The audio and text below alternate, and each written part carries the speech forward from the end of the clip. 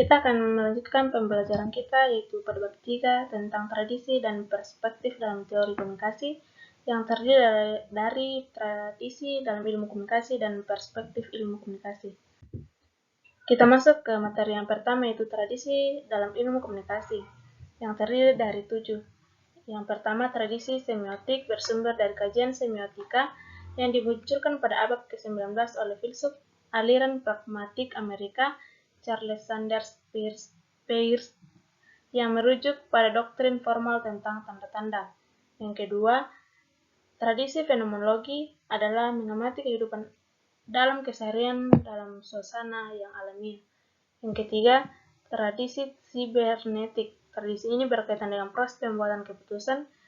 Tradisi sibernetik berangkat dari teori sistem yang memandang terdapatnya suatu hubungan yang saling menggantungkan dalam unsur atau komponen yang ada dalam sistem. Yang keempat yaitu psikologi sosial. Teori-teori yang berangkat dari psikologi sosial ini juga dapat menjelaskan tentang proses-proses yang berlangsung dalam diri manusia dalam proses komunikasi, yakni ketika proses membuat pesan dan proses memahami pesan. Yang kelima, tradisi sosial budaya berangkat dari kajian antropologi. Komunikasi berlangsung dalam konteks budaya tertentu, karenanya komunikasi dipengaruhi dari kebudayaan suatu masyarakat. Yang keenam, tradisi kritis. Tradisi ini berangkat dari asumsi teori-teori kritis yang memperhatikan terdapatnya kesenjangan di dalam masyarakat. Proses komunikasi dapat dilihat dari sudut krisis. Yang terakhir yaitu tradisi retorika. Tradisi ini memberikan perhatian pada aspek proses pembuatan pesan atau simbol. Prinsip utama di sini adalah pembagian penggunaan simbol tepat dan penyampaian maksud yang berkaitan dengan proses pembuatan pesan. Kita masuk ke materi yang kedua, yaitu perspektif ilmu komunikasi. Perspektif teori evolusi merupakan perspektif teoritas yang paling mendalam dalam sosiologi. Perspektif evolusi pada umumnya dihubungkan dengan konsep biologi dan memusatkan perhatiannya pada perubahan-perubahan jangka panjang.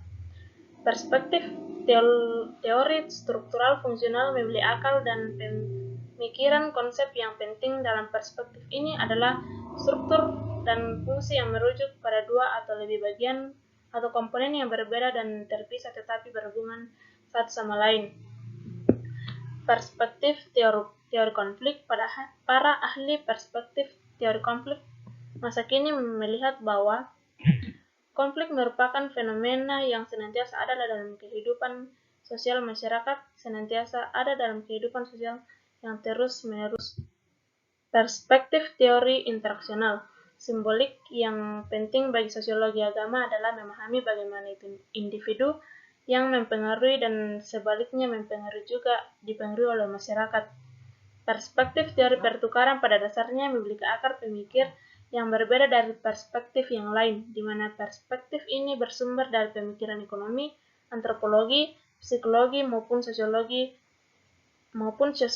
Perspektif ini berdasarkan anggapan bahwa kehidupan pada dasarnya adalah serangkaian pertukaran yang di dalamnya terdapat keuntungan dan kerugian.